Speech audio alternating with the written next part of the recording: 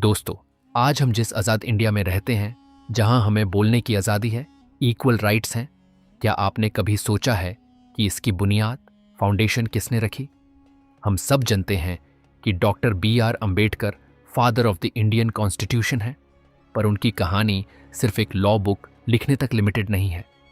एक ऐसा लड़का जिसे स्कूल में पानी पीने तक का हक नहीं था, वो आगे चलकर कोलंबिया यूनिवर्सिटी से डबल डॉक्टरेट करता है और उस देश का संविधान, कॉन्स्टिट्यूशन लिखता है जिसने उसके साथ हमेशा भेदभाव किया। आज हम डीप डाइव करेंगे बाबा साहेब अम्बेडकर की ऐसी लाइफ स्टोरी में जो आपको हिला कर रख देगी, उनका स्ट्रगल, उनका ब्रिलियंस और उनकी आखिरी लादी।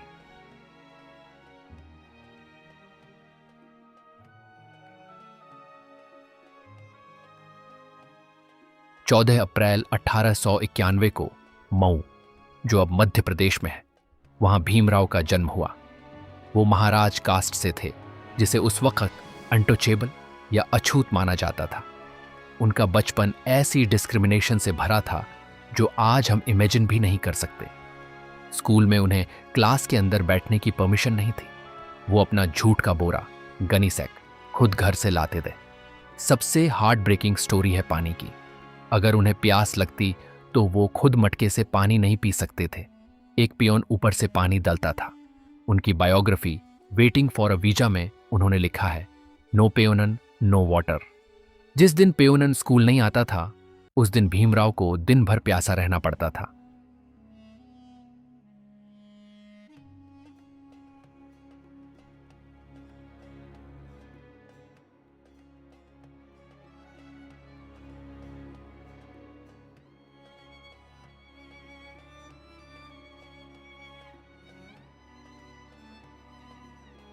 पार इन सब हार्डशिप्स के बाद भी भीमराव के अंदर पढ़ाई की एक आग थी। उनका एकेडमिक ब्रिलियंस देखकर बड़ौदा के महाराजा सयाजीराव गायकवाड़ ने उन्हें एक स्कॉलरशिप दी और यहां से शुरू होता है टर्निंग पॉइंट। 1913 में भीमराव न्यूयॉर्क गए, कोलंबिया यूनिवर्सिटी में पढ़ने के लिए। दोस्तों, ये उनकी लाइफ का पहला ऐसा मोमेंट था जब उन्हें किसी ने उनकी जात से जज नहीं किया। वहां वो सिर्फ एक ब्रिलियंट स्टूडेंट थे। उन्होंने इकोनॉमिक्स, सोशियोलॉजी और लॉ में मास्टर्स और पीएचडी की। फिर वो London school of economics LSE गए। ध्यान दीजिए, जिस दौर में इंडिया में लोगों के पास बेसिक एजुकेशन नहीं थी, डॉक्टर अंबेडकर उस टाइम पर दुनिया की टॉप यूनिवर्सिटीज से डबल डॉक्टरेट करके वापस आ रहे थे।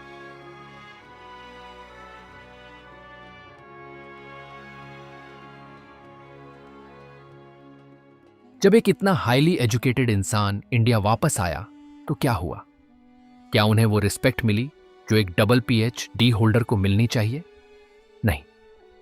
स्कॉलरशिप के कॉन्ट्रैक्ट के हिसाब से उन्हें बड़ौदा किंग के अंडर काम करना था। उन्हें मिलिट्री सेक्रेटरी बनाया गया।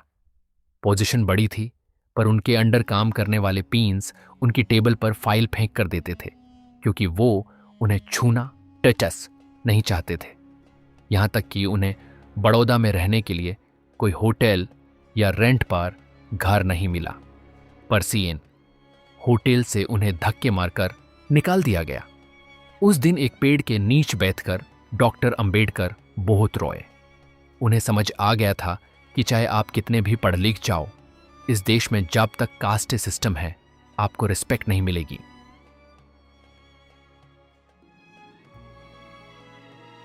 अब वक्त था एजिटेट करने का।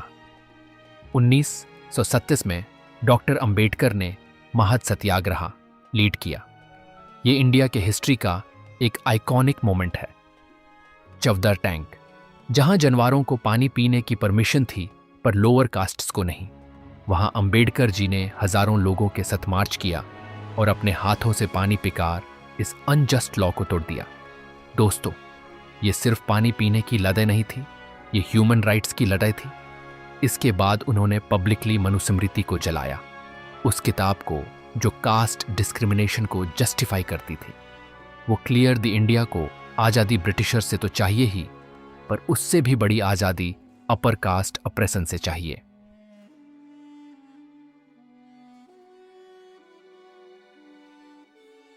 आज़ादी की लड़ाई के दौरान डॉक्टर अंबेडकर और महात्मा गांधी के बीच आइडियोलॉजी का एक बहुत बड़ा क्लैश हुआ। अंबेडकर जी चाहते थे सेपरेट इलेक्टोरेट्स फॉर अनटचेबल्स, ताकि उनके नेता वो खुद चुन सकें। ब्रिटिश गवर्नमेंट ने ये मान भी लिया था, पर गांधी जी इसके खिलाफ थे। उन्हें लगा इससे हिंदू समाज डिवाइड हो जाएगा और उन्होंने फास्ट अनटो डेथ, आमरण अनशन शुरू कर दिया। गांधी जी की जान बचाने के प्रेशर में डॉक्टर अंबेडकर को कॉम्प्रोमाइज करना पड़ा, जिसे हम पुनः पैक्ट कहते हैं, पर इसने अंबेडकर जी को अंदर तक हिला दिया था।